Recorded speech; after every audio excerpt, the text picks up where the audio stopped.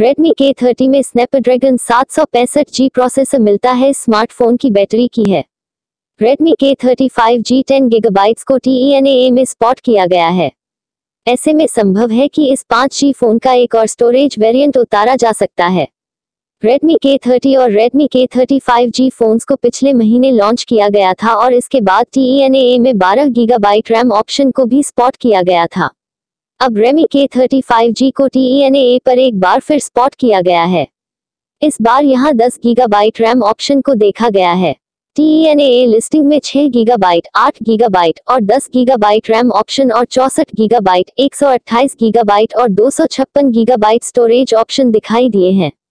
इस नए TENAA listing में Redmi K30 5G को मॉडल नंबर M2001G7AC के साथ देखा गया है और यहां लिस्ट में 10 GB रैम वेरिएंट भी मौजूद है। इससे ये माना जा सकता है कि ये जल्द ही लॉन्च हो सकता है। 10 GB रैम ऑप्शन को 256 GB स्टोरेज के साथ लॉन्च किया जा सकता है। लिस्ट में model number 12 GB RAM option की तुलना में अलग है।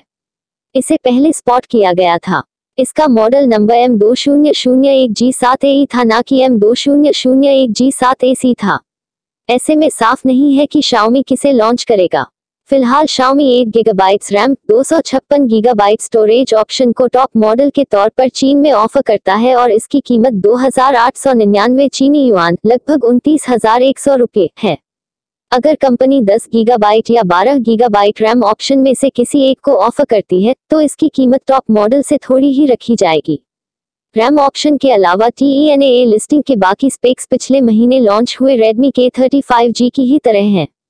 ये फोन MIUI 11 पर चलता है और ये 6.67 inch full HD hole punch display और स्नैपड्रैगन 765G प्रोसेसर के साथ आता है।